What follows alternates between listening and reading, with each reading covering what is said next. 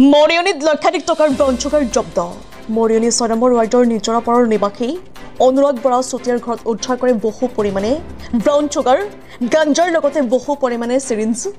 lighter আৰু বহু সংখ্যক খালী সৰু টেমা মৰিয়নী আৰক্ষী 119 CRPF সহযোগত তিতাবৰ মহকুমা আৰক্ষী বিষয়াৰ নেতৃত্বত অহা এটা দলে উদ্ধাৰ কৰে সামগ্ৰীসমূহ ঘটনাস্থলীৰ পৰা আৰক্ষীয়ে অনুৰাগ বৰাৰ লগতে গাঞ্জা ক্ৰয় কৰিবলৈ অহা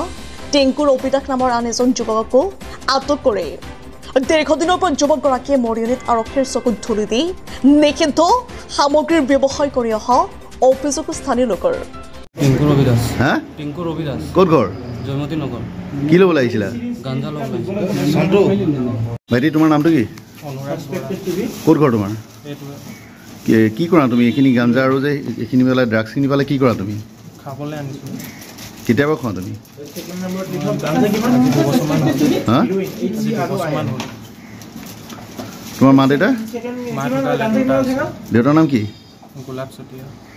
তুমি পঢ়ি আছা নেকি নাই পঢ়া তোমাৰ লগত কোন কোন আছে আৰু মই অকলে